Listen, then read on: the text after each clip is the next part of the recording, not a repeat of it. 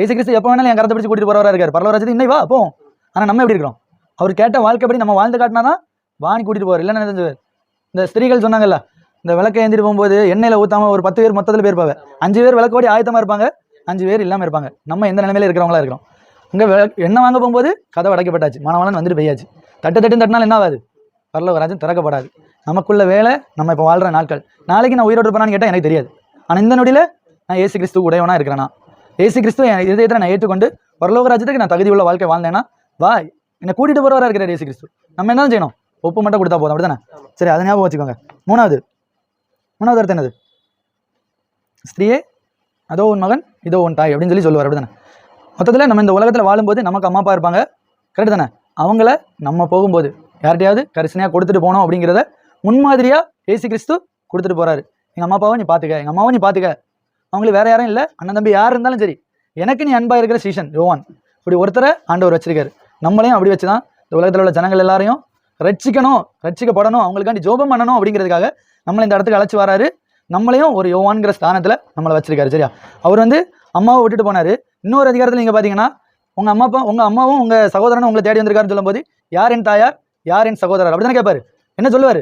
கேட்டுட்டு இருக்க அந்த சுவிசேஷத்தை கேட்டுட்டு இருக்க மக்களை பார்த்து, இவர்களே என் தாயும் என் சகோதரனுமா இருக்கிறார்கள். யாரை பார்த்து சொல்லுவார்? மக்களை பார்த்து சொல்லுவார், சீஷர்களை பார்த்து சொல்லுவார். எல்லாவற்றையும் விட்டு எனக்கு பின்பற்றுறவங்க தான், என்னுடைய வசனத்தின்படி வாழ்றவங்க என் தாயும் என் சகோதரனும் எனக்கு எல்லாமே இருக்கிறாங்க. அப்போ எப்படி தான் இருந்திருக்காரு யோவான்? ஏசு கிறிஸ்துக்காக எதையும் செய்கிறவராக இருந்திருக்காரு, அப்படிதானே? நம்மளும் அப்படிப்பட்ட வாழ்க்கையை வாழ்ந்தோம் அப்படின்னா நல்லாயிருக்கும். அதுக்குன்னு சொல்லிட்டு நம்ம அம்மா அப்பாவை கவனிக்காமல் விட்டுறக்கூடாது, கரெக்டாக கவனிக்கணும். இன்னொன்று என்ன சொன்னாங்க? கீழ்ப்படியணும், கரெக்டு தானே?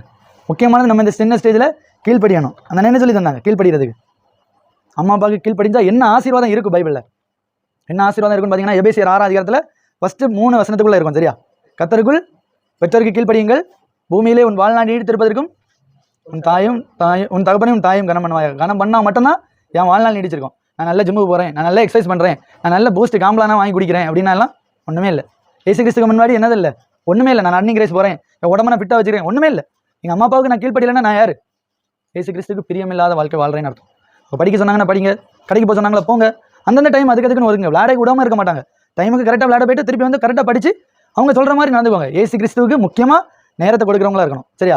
வேத வசனங்களை வாசிக்கணும், தியானிக்கணும், அதன்படி வாழ்ந்து காட்டுறவங்களாம் இருக்கணும். அடுத்தது, என் தேவனே ஏன் என்னை கைவிட்டீர் மரணம் சொன்னாங்க, அப்படிதானே? என்ன சொல்லி தந்தாங்க? நீங்கள் கரெக்டாக அந்த தம்பி சொன்னார், என்ன தனிமையாக விடப்பட்ட நிலைமையில நான் இருக்கும்போது எவ்வளோ வேதனைப்படுவனோ அவ்வளோ வேதனை ஏசு கிறிஸ்து பட்டார். இப்போ நம்ம ஏசு கிறிஸ்துவை என்ன செய்துட்டு இருக்கோம்? இப்போ நம்ம ஏசு கிறிஸ்துவோடு இருக்கிறோமா, இல்லது ஏசு கிறிஸ்துவை விட்டு தள்ளி இருக்கிறோமா? எப்படி இருக்கிறவங்களா இருக்கும்? நாமளே யோசித்து பார்ப்போம். நான் ஏசப்பா கூட இருந்தேன்னா ஏசப்பாக்கு நான் ஸ்நேகிதன் இருக்கேன், அப்படிதானே சொல்லுவார் ஏசு கிறிஸ்து.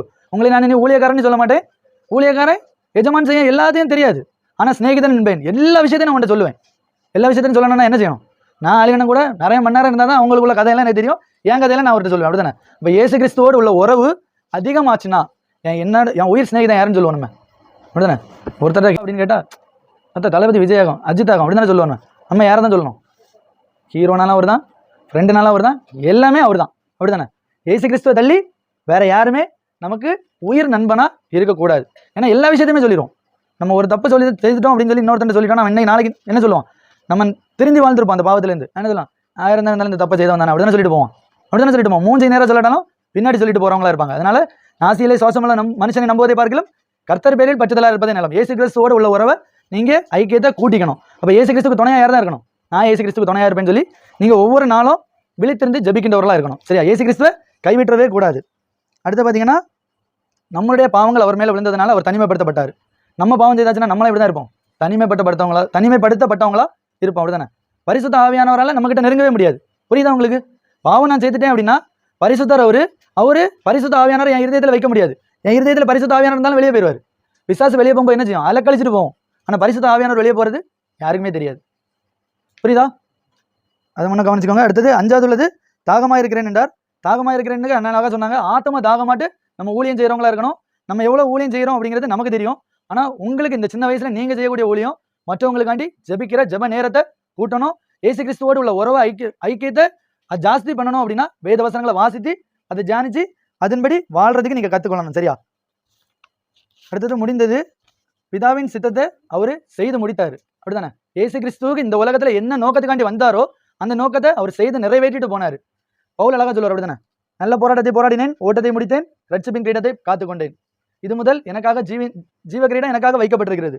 அதே போல தான் இயேசு கிறிஸ்து அவர் இந்த உலகத்துல எதுக்காண்டி வந்தாரோ அந்த உலகத்துல வந்த திட்டத்தை, பிதாவின் சித்தத்தை செய்து நிறைவேற்றிட்டு போனார். நம்மளை கொண்டு தேவனுடைய சித்தம் என்னவோ அதை நம்ம செய்து நிறைவேற்றுறவங்களா இருக்கிறோமா, இருந்துகிட்டு இருக்கிறோமா? இவ்வளவு நாள் நான் வாழ்ந்த வாழ்க்கை, எனக்கு இப்போ வந்து 28 வயசுனா நான் 28 வயசு வரைக்கும் நான் இயேசு கிறிஸ்து எனக்கு சொன்ன வார்த்தையில நான் நிறைவேற்றிருக்கேனா இல்லையா?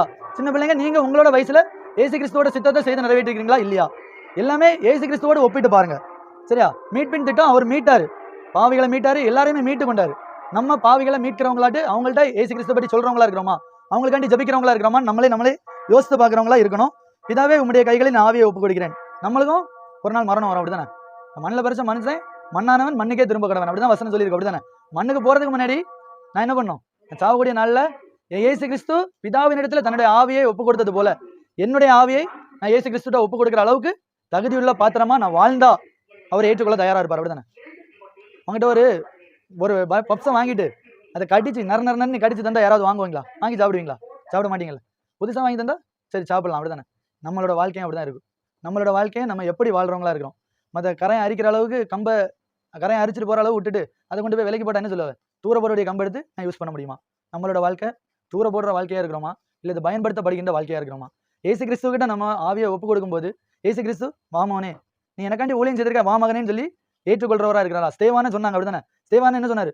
அங்க கல்லெறிஞ்சு கொல்லும் போது சொல்றாரு, இதான் ஏசு கிறிஸ்துவ நான் பாக்குறேன், கண்ணாலே ஏசு கிறிஸ்துவ பாக்குறேன். நம்ம அப்படி பாக்குறதுக்கு, தரிசிக்கிறதுக்கு, அப்படிப்பட்ட பரிசுத்தம் உள்ள வாழ்க்கை வாழ்ந்து காட்டணும் அப்படின்னா பரலோக ராஜ்யத்துல நம்ம இயேசுவோடு கூட இருப்போம். சரியா? நம்மளுடைய ஜீவன் போகும்போது இயேசு கிறிஸ்துவோடு உறவாடுறதுக்கு இந்த 7 காரியங்களுமே முக்கியம். இயேசு கிறிஸ்து என்னென்ன செய்தாரோ அதன்படி வாழ்ந்து காட்டணும். சரி?